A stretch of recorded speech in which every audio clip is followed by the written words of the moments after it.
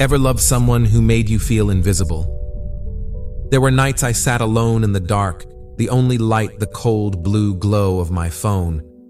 Sometimes I could still smell her perfume on my pillow, faint, almost haunting.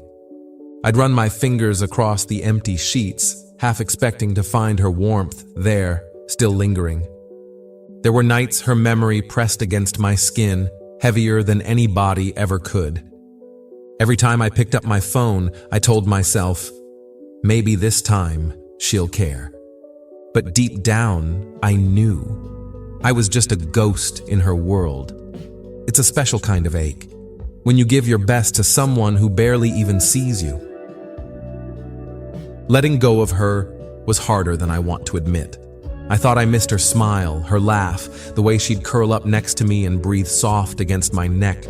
But the truth? What I really missed was the hope that maybe one day I'd finally be enough. You see, it's not just the memories that make letting go impossible. It's the weight of everything you've already given. The nights you drove across town, craving not just her company, but the electric feeling of her fingertips tracing your skin. The mornings you woke up sore from holding her all night, only to find she'd already left, the imprint of her body fading from the mattress. The way she'd draw lazy shapes on your chest after midnight, and for a moment, you almost believed you mattered. There's a truth men don't say out loud. I was afraid of being alone, not just an empty bed, but the silence that sinks in after the last echo of her moan disappears. It wasn't love that made me stay. It was fear, and the sick thrill of those crumbs of intimacy, the midnight hey, the late night call, the brief burning touch that always left me wanting more. I was addicted, not just to her, but to the possibility that maybe if I tried harder, if I was just a little more, she'd finally let me in for real. Every time I thought about leaving, my mind screamed, "Don't throw it all away. What if tomorrow she finally chooses you?" But she never did. And here's the rawest part. I wasn't just holding on to her body, I was holding on to the man I thought I could become if she wanted me enough. Everything changed the night I saw her out. She was laughing, hair tumbling over her shoulders, hand resting on another man's arm. Same laugh, same spark, same hypnotic touch, just not for me. That's when I realized I was never her secret. I was just her comfort zone. I walked home that night in the rain. No music, no umbrella, just the echo of my own footsteps and the ghost of her scent clinging to my shirt. One question looped in my head. Why am I chasing someone who never wanted to be caught? Men don't talk about this. We're supposed to be strong, unmoved, above it all. But the truth is, chasing someone who doesn't want you, chasing her body, her warmth, her approval, breaks you, piece by piece. That was the night I deleted her number.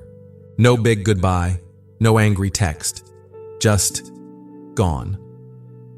And for the first time, the silence in my bed wasn't her punishment. It was my own freedom. Here's what saved me.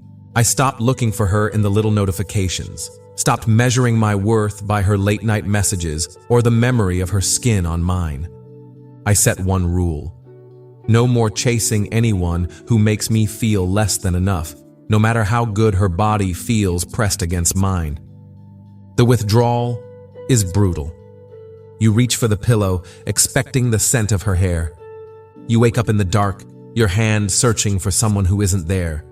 But every day, it gets easier. You start to remember what your life feels like when you're not waiting for her to fill the empty spaces. I hit the gym, not to impress her, but to build a body I respect. I learned new skills.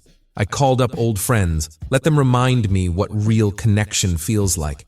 I let my mind and body heal. And here's the twist. The less I needed her, the more I started showing up for myself.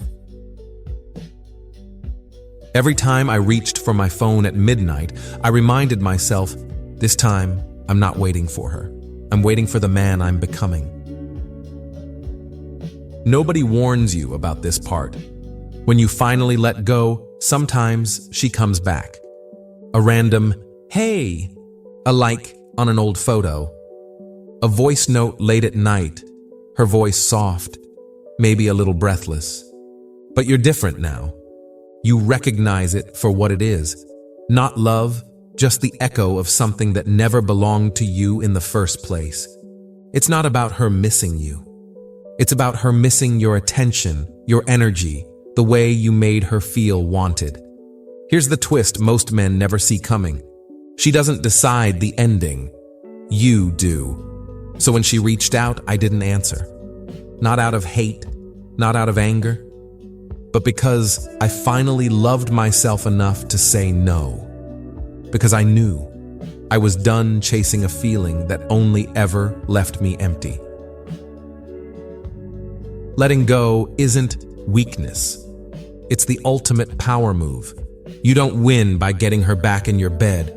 You win when your bed is empty, but your soul is finally full. Because the only person you ever need to chase is the man you become after you let go. So ask yourself, are you chasing her touch, or are you running from the emptiness inside you? When you finally stop needing her validation, her body, her approval, that's when you become the man you always needed to be.